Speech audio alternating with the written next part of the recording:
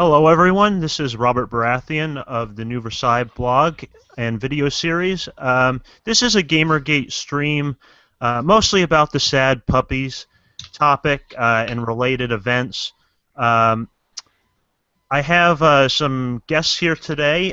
Maybe they can all introduce themselves.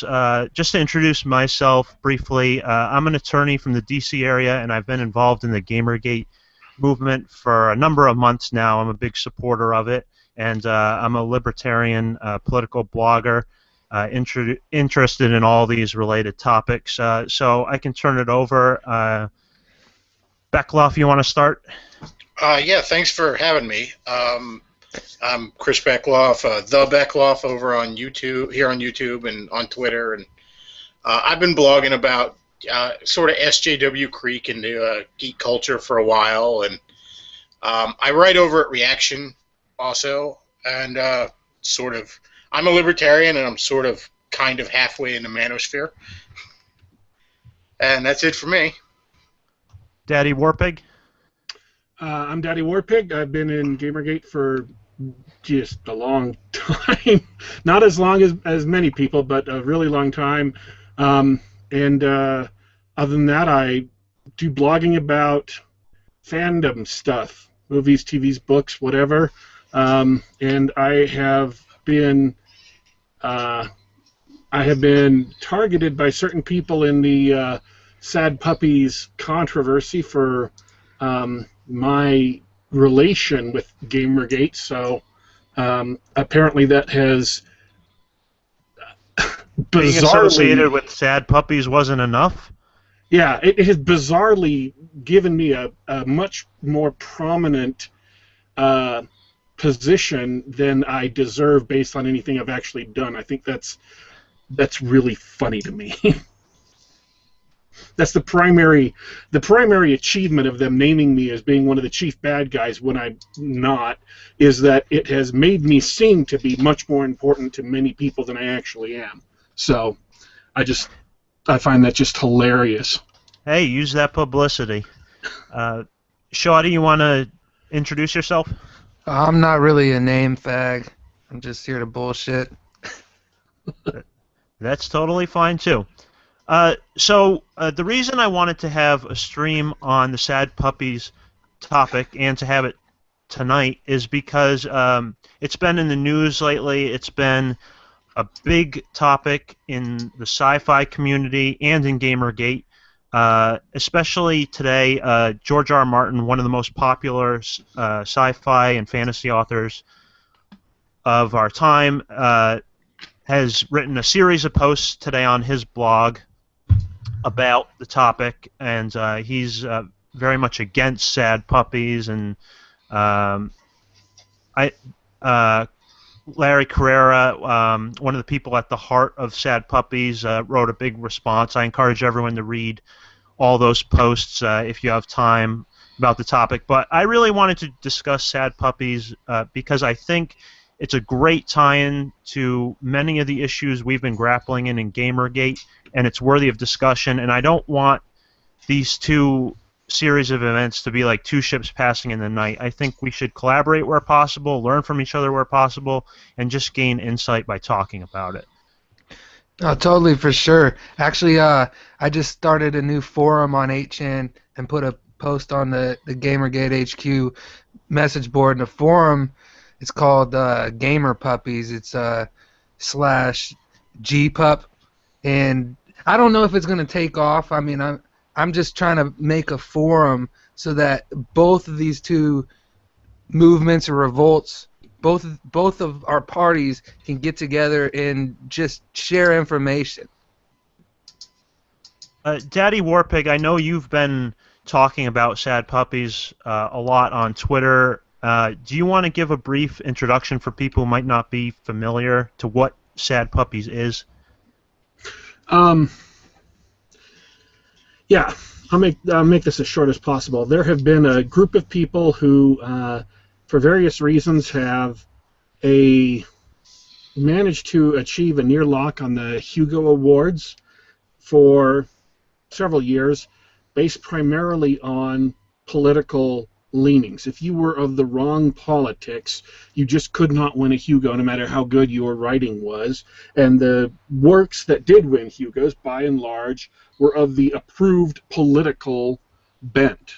And so Larry Correia started a campaign to prove that that is what was going on, because so many people maligned him when he said it was. And that was the first Sad Puppies. The second Sad Puppies was a little bit bigger, to try and get a bunch of different people Hugo nominations for it. And then after that, he was pretty much done, because he had proved his point. And then the third Sad Puppies was done by a man named Brad Torgerson, whose goal was to get people nominated for Hugos who would never have been nominated under this cliques rule. And it has been phenomenally successful. And since he's a different person than Larry and decided to do it on his own, he has different goals and different methods for his involvement. So, aren't they going to grenade the Hugos now? Like, they're not even going to give out awards? An attempt. There is an option you can vote called no award. So instead of voting for one of the people who's nominated, you vote no award. And if no award wins the most votes in that category, then nobody wins that award. There is an organized campaign by several people, social justice warriors, to vote no award for pretty much everything that Sad Puppies suggested, whether it's good or not. For example, Sad Puppies suggested, I believe, Guardians of the Galaxy. And because they suggested that, these SJWs are going to punish Guardians of the Galaxy for best related work by having people vote no award for it, so Guardians of the Galaxy won't get a Hugo. That's the level of sanity you're dealing with. Yeah, Guardians of the Galaxy doesn't deserve a Hugo, but Scalzi's Star Trek fan fiction from a few years ago does. Well, and it's Best novel. It's like Guardians of the Galaxy, like the producers or Marvel or Kevin Feige knows, like they care they've been nominated for a Hugo, and even if they did know, and even if they did care, like they'd have heard about Sad Puppies and care about that. What are you accomplishing by denying people who have no idea what Sad Puppies is a Hugo? It's throwing a temper tantrum. It's entirely third-grade behavior. Yeah, it's take your ball and go home. What I find really interesting, or one of the things I find interesting about this dispute, and I think at the heart of the matter, is the nature of the Hugos and how people can join. What is the organization called that runs the Hugo? It's WorldCon something. Yeah. I apologize, I'm not directly familiar. The World Science Fiction Convention. There's a bunch of science fiction conventions all around the world every year. And WorldCon picks one of those conventions a year to be nominated to be WorldCon that year. So Chicago's convention was WorldCon one year. And this year it's Spokane, Washington, a convention called Sasquan. But the Hugo nominating committee, the people who administer the Hugos, are associated with that WorldCon, and so they change periodically. And there's a lot of inner politicking that goes there. People who are their primary socialization is through conventions. They go to a great many a year. They all know each other. They hang out. They go to the same parties.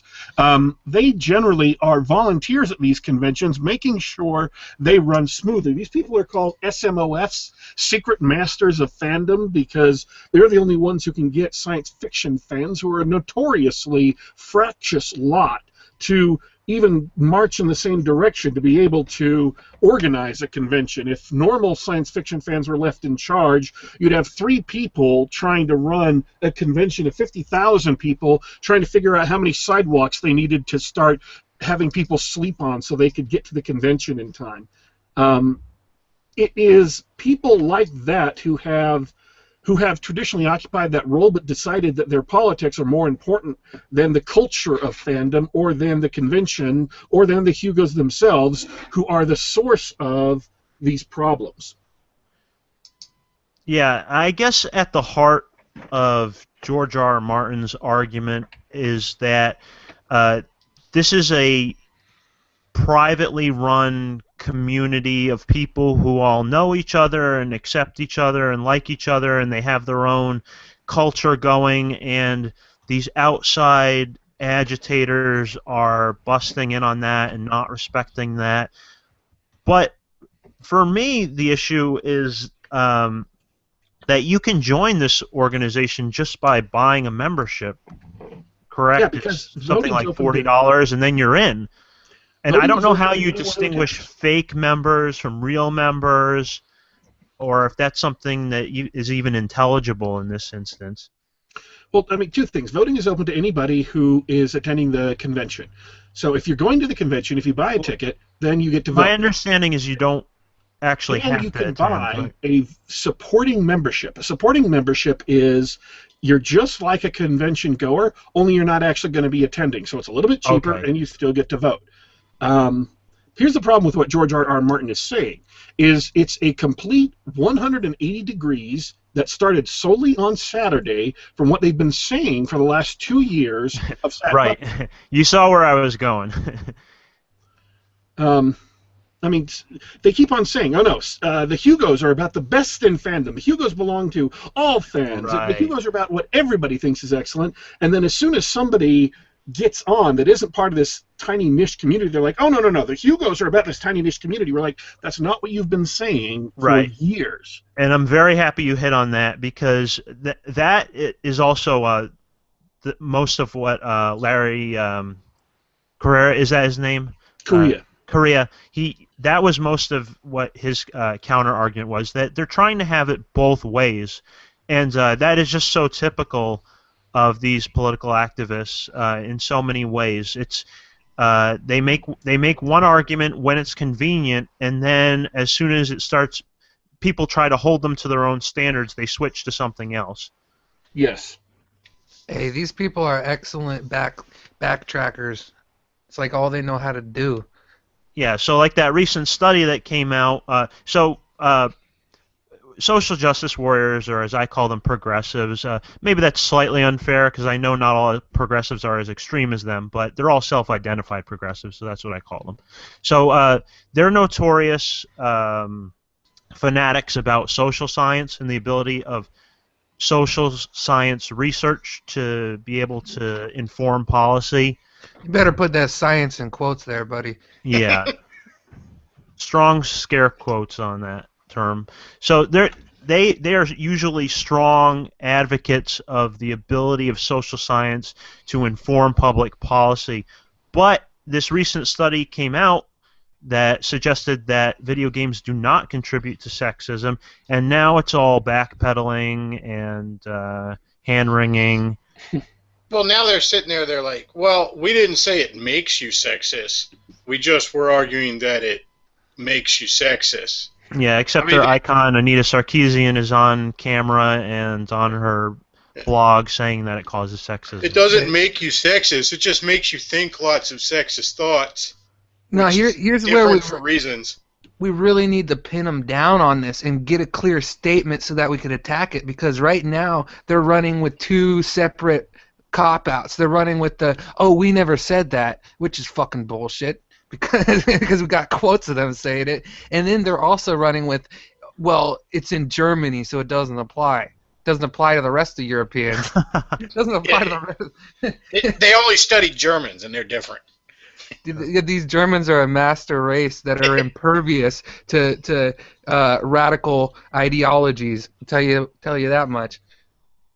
But like on the subject of the Hugos, I mean, is it an open organization or isn't it? If it's open to anyone who wants to join, then if you pay your membership fee according to their rules, you're a member. And I guess the charge is that these people don't really care about sci-fi, but if they're willing to pay money to join this organization and take the time to vote for who they feel is the best novel, then I guess they do care, apparently. Well, they're essentially accusing the Sad Puppies group of entryism, but the irony there is, well, that's how most of you social justice warriors got here in the first place. Yeah, it's Anita Sarkeesian. Where was she in video games before it was convenient to attack them for sexism and Well, use she them. played a Super Nintendo one time in 1994. No, I'll tell you exactly where she was. She was out hawking that fucking pickup artist bullshit. Oh yeah, mass marketing, whatever. You really they want to don't- know? They are now trying to protect their awards. Their goal is simply to make sure that the people who have been receiving awards continue receiving awards, and that anyone else who was excluded before will still be excluded after this year. Whether they're successful or not depends on how well they manage to game the rules for next year. But if there are major changes in the rules in an attempt to block out people who are not part of this small community, who had been saying they reflect all science fiction fans but don't, if there are major rules changes, then it will be solely because they have been trying to game the system to set up the rules to make sure that they're the only ones who get awards. And it will be interesting to see at that point whether or not those rules are also vulnerable to people who actually love science fiction as much or maybe more. The question is, which do you love more, science fiction, the books, the authors, or this other community that sprang up around it?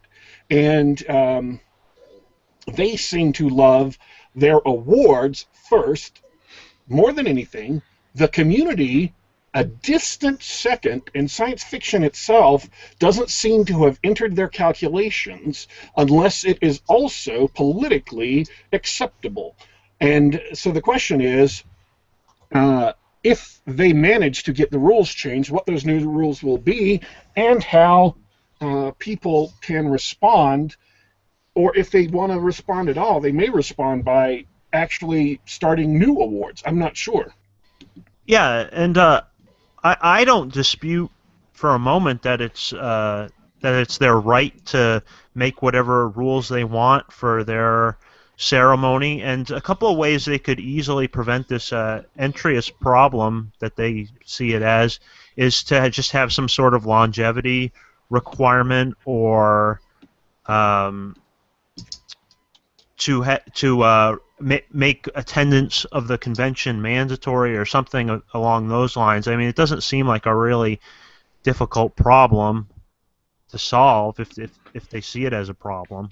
Well, it's ironic because these are the same people that campaign for voters' rights issues. You know, they're trying to stop the Republicans from excluding voters everywhere they go, but now they're going to be trying to do the same thing. Yeah, Arthur Chu wrote an article on this topic, and I can hear laughter in the background. But he wrote an article on this topic that is he says that democracy is basically an evil institution because it can be exploited by radical groups who are heavily invested. So he says that He would know. he says that and these social justice advocates are very openly anti-democracy, except where it can be strictly controlled and gamed to produce certain outcomes. And he openly makes that argument. He says that democracy will just be exploited and thus needs to be regulated by rules that will produce acceptable outcomes. So that can give you some insight, and that's exactly what they're trying to do with the Hugos, as far as I can tell. How very North Korean of him. Yeah, we'll open this for a vote as long as we know what the outcome is going to be. They have a word for that. That's called dictatorship.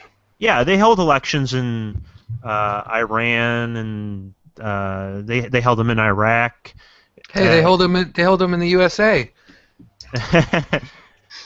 China, Good point. Soviet Union. Yeah, and whoever the approved candidate is gets 90 whatever % of the vote, and always wins in a landslide. Well, I think you have to look at where the root of this desire for authoritarianism comes from. And the way I see it, it's the same thing in science fiction and in the gaming industry, even though they're using different methods. They think they control the the science fiction industry by giving the awards to whoever they want, and then basically everyone will forget about the rest of them. They're trying to steer everyone to indoctrinate the youth, and that's exactly what they want to do with Gamergate. They're trying to censor games and control games so that they could use it as a tool of indoctrination. They don't actually care about people enjoying it or having fun at all. They just want to brainwash. Right, and it's also nice that in their institutions they always happen to be at the top controlling things and the beneficiaries as well. So corruption and these hardcore progressive politics always go hand in hand, and that's what we see in Gamergate too. These journalistic outlets are being used to push an agenda and being used for personal gain at the same time, and that's always how it works. And they're killing science fiction doing this. The science fiction book sales are, I mean, you look at the charts and the things that are selling are like old science fiction books or just like multimedia tie-ins, like a Halo novel or something. Like they're not selling this crap that they keep giving awards to. Nobody wants to read it. Red Shirts actually came to my attention because of the Hugo. So the Hugo is a big deal. Nobody disputes that. But I looked at it and I just said, what is this derivative crap? I'm not reading this. How did this win best? I mean, Red Shirts might be an amusing read. I haven't read it. I mean, maybe it's but good. It's Star Trek fan fiction. There's no reason that should be winning a Hugo. And John Scalzi was the same year president of the Science Fiction Writers Association. Is that right? Isn't that about the same time he was running Vox Day out of there? I know something like that was going on. I don't remember the exact I've heard details. secondhand accounts that he made it a very unpleasant experience for people who didn't share his politics. So can you guys explain exactly who Vox Day is? I keep hearing that name. I can. You ever seen the Mortal Kombat movie? No. Really? Okay. On the soundtrack to the Mortal Kombat movie is a song by a group called Psychosonic. Vox Day is a member of the group Psychosonic. He was... they charted the Billboard 4 times. He is also a game designer, has won awards for his game design. He's also one of the original pioneering game journalists, and has done a large number of other things that are... and he's got a huge resume. Damn, he's a publisher of science fiction, is that correct? He is now. He is now a publisher of science fiction and fantasy novels. He's publishing books by John C. Wright. He's published books by Colonel Tom Cratman. He's publishing an anthology that is edited by Jerry Pournelle. And so, I mean, he's not a fly-by-night publisher, even though they're brand new. Castalia House, which is the name of his company, is fairly prominent. And he has very eclectic right-leaning libertarian views that he has long been vilified in the industry for. Yes. He believes a lot of, well, all science fiction and fantasy authors are kooks. All of them. Every single one. Every single one have managed to learn anything about what they actually believe. Not everything they believe, but there's something they believe that's bizarre and strange. Or even beyond bizarre and strange, if you know anything about some of the award winners from the past. And that's okay as far as I'm concerned, because I think it should be obvious, since it's my namesake in this discussion, I'm a big fan of George R.R. Martin's work, and he's a very far left writer, but I don't care about that because I like the work and I would vote for him. But unfortunately, the same is not true of the people who decided that everything should be political and that politics should control all, and that science fiction should be a vehicle for advancing political interests.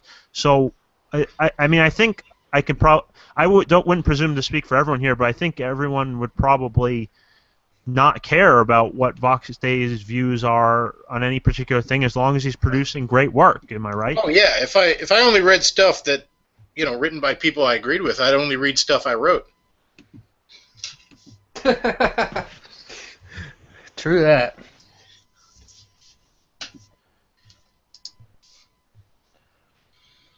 So I've noticed like on Twitter that John Scalzi is very aggressively attacking political opponents and people he feels are problematic within the community. So, I'm not sure that George R. R. Martin was aware of that when he wrote his posts about sad puppies, because he was kind of saying, I don't see what the big deal is that Scalzi is a left-wing individual. The real problem is that people like Scalzi use their position to turn science fiction into a launch pad for political agendas and to try to exclude other people. And many of the fans, I think, don't appreciate that, as evidenced by Sad Puppies and Gamergate. I think Scalzi gets hate for the same reason a guy like Movie Bob gets hate. It's not his political views, it's that he's a shithead about them. Right. I couldn't care less what Movie Bob believes. It's that he's supporting people who are trying to censor the medium and change and restrict the marketplace of ideas. And anytime someone wants to debate him, there's always some excuse of how that person is somehow beneath my notice, even though I'm going to tweet about him 80 times tonight. And like I tried to engage Scalzi and his friends Will Wheaton and Chris Kluwe, and they just will not engage you. Full stop. They will not have a discussion with you. Wheaton. Can we all stop taking seriously a guy whose only claim to fame is he was on a show that was canceled 20 years ago, and he was the worst part of it? Fucking Fark.com jacks off over him every day. You know, he plays himself on The Big Bang Theory. That's the only thing he got going on right now. And even there, he's a douche.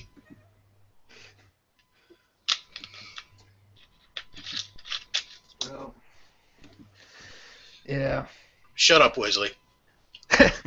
But seriously, I think we really need to back to this Germany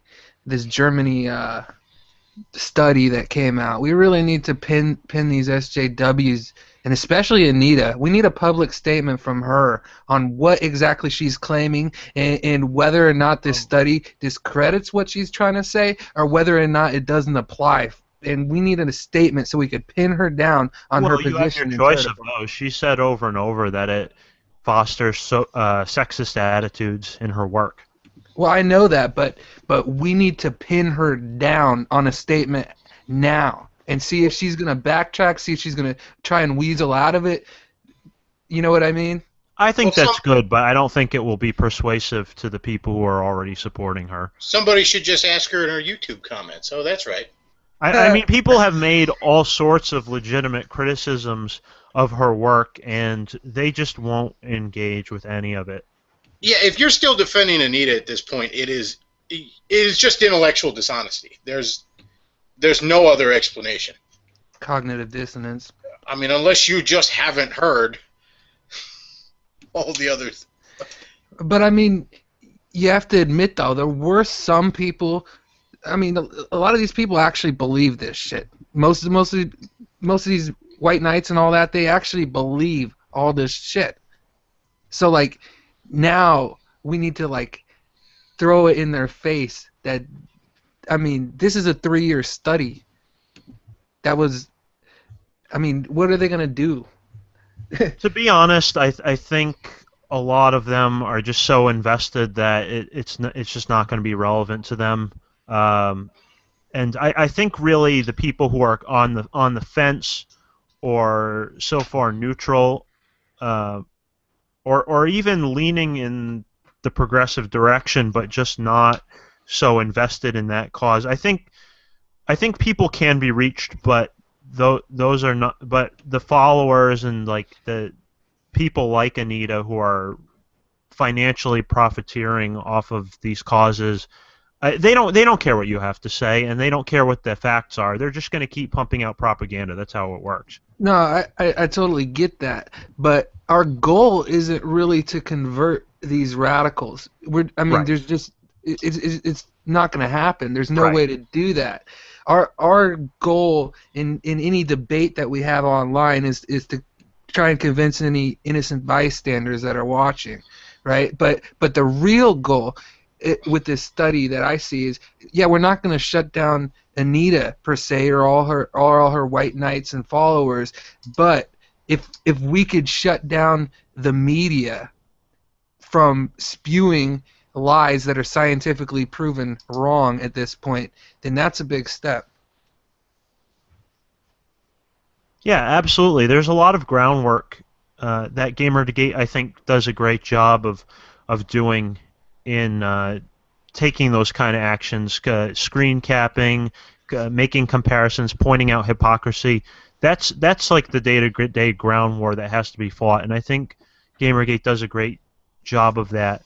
I have a question on the sad puppies topic.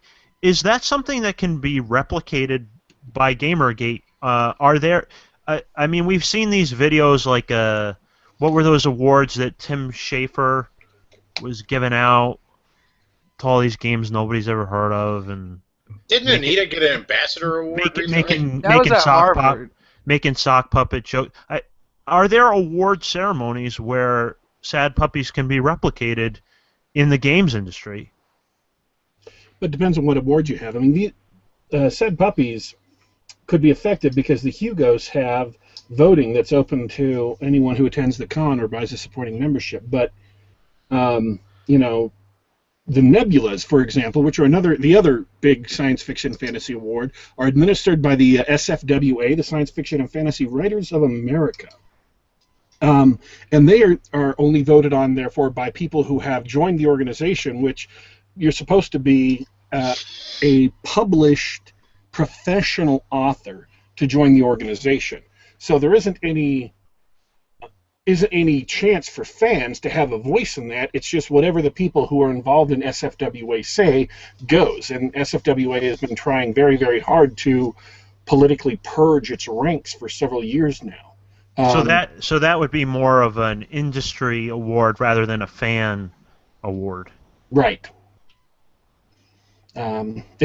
So really, anything that allows open voting is possible to be open to having new people come in and vote.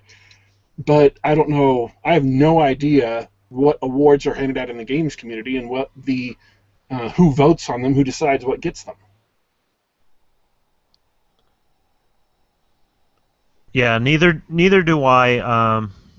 I know there are like awards by the developers for the developers, but I don't know the entry criteria. But I just thought it was something worth exploring, just because of the success of Sad Puppies, and I don't know where this is going to go, whether it's going to destroy the Hugo or not. But if it does destroy the Hugo, then as far as I'm concerned, that just exposes what a flawed system was in place. If it can be destroyed by its own rules. Well, they're just going to replace it with a system like you see in gaming, where it's voted on by a panel, but that panel is all in this sock juice clique. Well, that's fine as long as people understand that, right? If there was a far left organization that was giving awards based on how the extent to which works advance social justice, I don't think anyone would care about that, because that's their right. They can do that, and there's nothing untoward going on there. But right. The Hugos are being portrayed as all of sci-fi, as being by the fans of sci-fi as a whole, and that hasn't been true, at least recently. Well, I'm just saying, like, if you look at the indie gaming competitions, it's the same clique type of behavior, but they don't advertise it as the radical leftist, social justice indie game competition. They advertise it as we're speaking for all indie games. So, I mean, that's what they're probably going to do, just move to a panel where they could control the panel. Do people actually take those awards seriously, though? Because I know, like, Brianna Wu wrote her own Wikipedia article and said that she's, like, an award-winning game developer or whatever, and it was some award I'd never heard of. But, like, nobody gives a shit about some award they've never heard of. But the Hugos everyone knows. I don't think most people know that the Hugos are run by this private organization, though, and how the voting mechanism works. I don't think they know that, and that's really the issue. Yeah, but how many times till they? I mean, how many crappy Hugo award-winning novels does someone have to buy before they realize, okay, well, the Hugo doesn't mean shit? All they're ultimately going to do is just destroy the Hugos. Well, I think that was kind of happening. I mean, Yeah, people just will vote for with their wallets. You know, the stuff these people are pushing doesn't sell.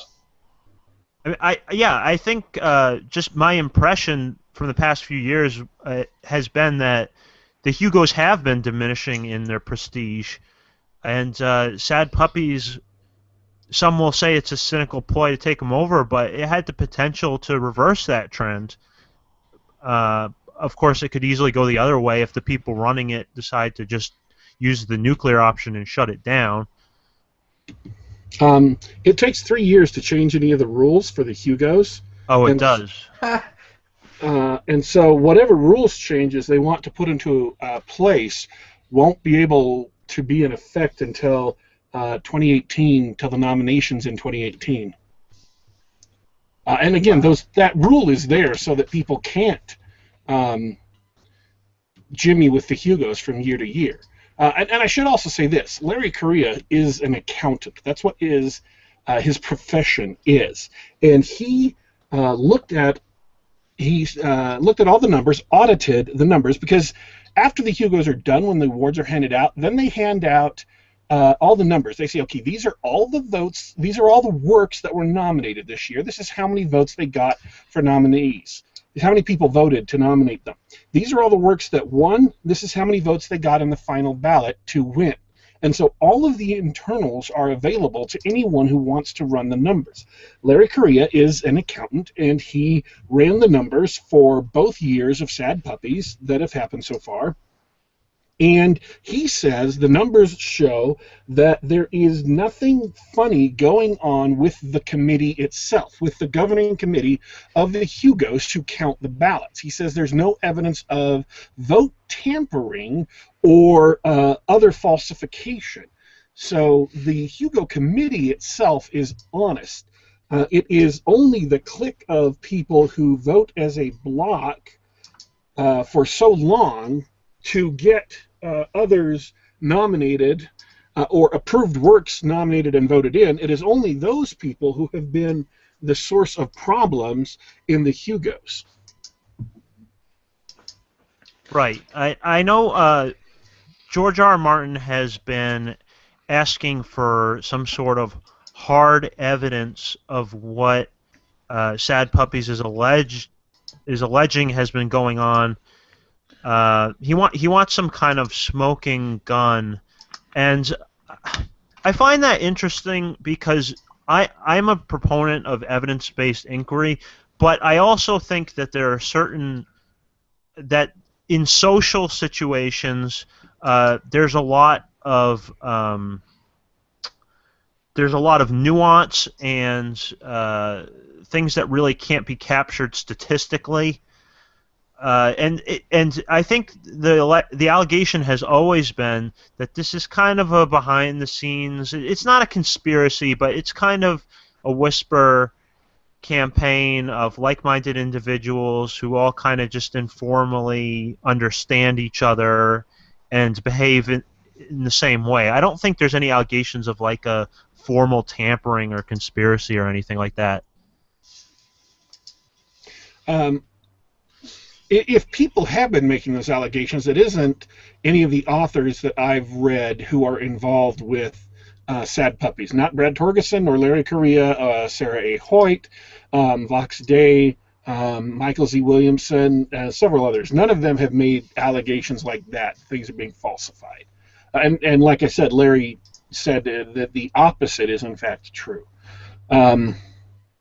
So. Yeah, and I see he has just a few minutes before the stream began. He's been George has kind of put up an informal tally of past winners, and he's saying things like there aren't that many women and minorities and things like that. So obviously there's no grand conspiracy. But the real issue, as far as I'm concerned, and I assume Sad Puppies, is why those people were chosen over others. And I don't particularly care what the race or the sex is of any of the nominees, but I know there are people who do. And those are people on the social justice side of the aisle, the progressive side of the aisle, and they're very open about wanting a more diverse nominee slate. They You mean have been wanting an anti-white male slate? Just put it that way. well, yeah, or at least people. It's not that they necessarily hate or disparage white males, although some of them may in some situations. But they've been pushing for diversity, which really means that which means that they want to sacrifice merit in order to get the right constitution of race and sex in the nominees. Yeah, but this is their whole ideology for every industry. I mean, it doesn't boggle your mind that they're doing the same thing here. Yeah. So whether there's one black person or 10, it's not really relevant to me. But there are people who very explicitly are pushing for more minority and female inclusion, which means you're going to have to sacrifice merit, because if you believe in a meritocracy, then there's really no need to be pushing for diversity, because whoever has the most merit will win.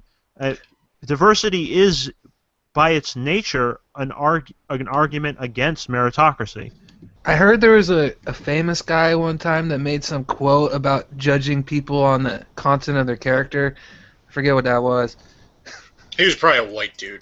I know, right? Probably had all that white privilege.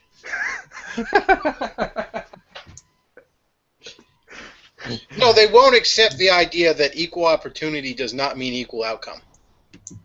They have to think that it must mean equal outcome, and if there's not equal outcome, well, somebody secretly rigged it with magical privilege or other things they make up that don't exist.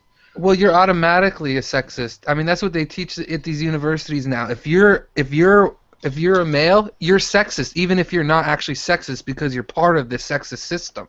Right, institutional sexism. So you can't disprove it, and you can't opt out of it. It's just the fact. Well, you know, video games cause sexism, even though they don't. I mean, it's just a fact, right? Like, right. Well, we never said they did. We just really, really implied it. And that was in Germany anyway. Yeah, that's different. Hey, if it was Sweden, I would understand, but I would understand their argument if it was Sweden.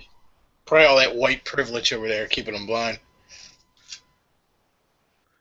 Well, you know, everyone makes fun of how liberal crazy liberal Sweden's policies are, but I was reading on Poll today on 8chan that it's actually the media in Sweden that's radical liberal and the government, but the normal populace is pretty conservative and against all that stuff.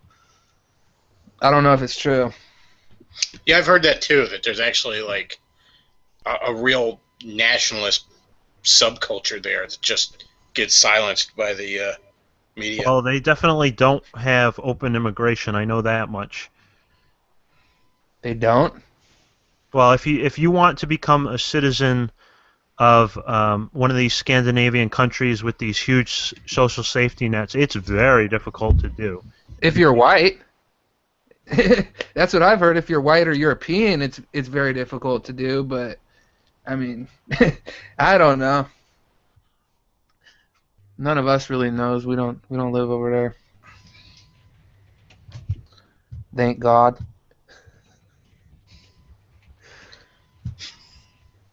So, I'm going to make a plug here for the Operation Earthquake that's going on. It started an hour ago.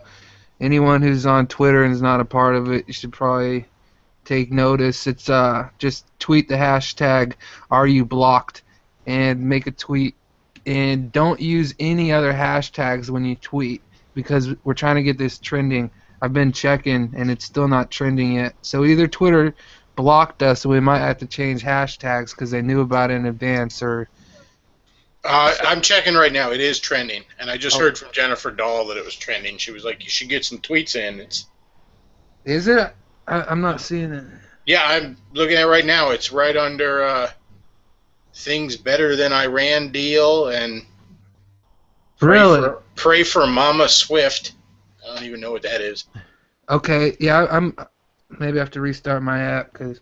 Yeah, I definitely encourage people to join in the hashtag, see if we can get that trending. Are you blocked? I know some of us have to go shortly. We started on Sad Puppies. I'd like to end on it. Where do you guys see areas of potential collaboration or things we can learn from each other, or maybe joint activities between our two groups? That's something I'd really love to see happen, because there's just so much ideological traction between the two. The thing that I have noticed most is that people in specific hobbies tend to only care about their hobbies. I've had people who are big into role-playing games who've been fighting with SJWs for 10 years say, I don't care about video games, screw them, and don't pay attention to Gamergate. I've had people in Gamergate say, I think Sad Puppies is wrong, I don't care about Sad Puppies. I've seen people who are Sad Puppy supporters say, I don't care about Gamergate. And everyone hates the bronies. So really, that surprises me. I'm very surprised to hear that, because maybe it's because of my limited experience within Gamergate, but I think Gamergate all along has been very aware of how this has been a locust-like campaign that's been shifting from genre to genre, kind of taking over, like it has in comics and sci-fi, and we in games did not want this to happen to video games like it did in those other areas. So I'm very surprised to hear that people in Gamergate would not care about what's going on in these other genres. Because I thought we understood, at least we understood that this is all connected, and we stand or fall together. I'm not trying to criticize people in Gamergate when I say this. I mean, you only have so much time in the day, and you only have so much energy to be outraged about things, and so if video games are their main hobby, and that's what they're primarily interested in right now, that's cool. I understand completely. I understand completely that their time is limited. I thought you were saying that, like, ideologically they didn't care. But it's just a practical level of actually paying the $40 and voting for the Hugo nominations. There was virtually no one in Gamergate. Now, I would be willing to bet money that the number of people. So first off, the total number of people who voted for the Hugo nominations were 2,199. 2,199 people. If I may be off by like 10 plus or minus, but somewhere in that vicinity.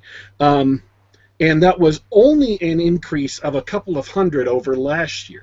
So even if we say that entire couple of hundred is due to Gamergate, which I think you would have to be crazy to say, that's like less than 200 people from Gamergate who went over to vote in the Hugos.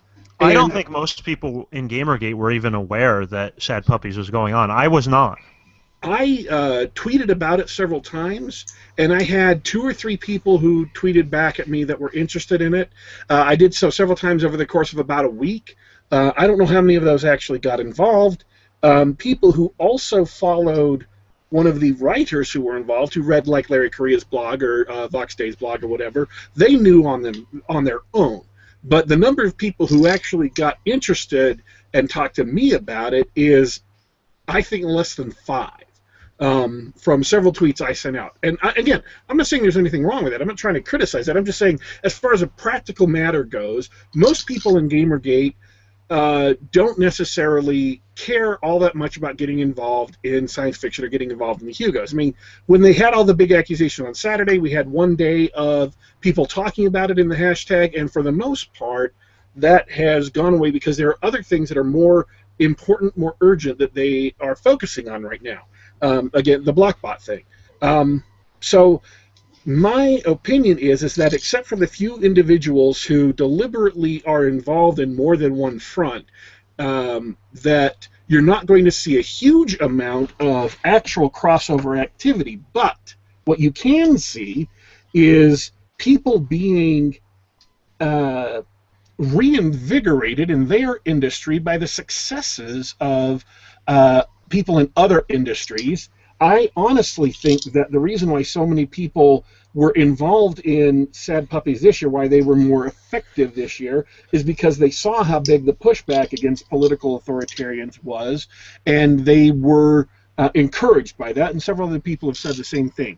And the other thing you can do is exchange notes on the tactics that these authoritarians, these SJWs, use, so you can be ready for them and let them know, hey, this is a long slog. It's going to be a hard fight. You're going to be faced with abuse and death threats and et cetera, et cetera, et cetera. So just be ready for it. And then here are some ways to deal with the problems you're going to face. I mean, they had their own Gamers Are Dead event where 7 or 8 media outlets all came out on the same day and declared that Sad Puppies was racist and Sad Puppies was sexist and homophobic and all that stuff, and basically lied.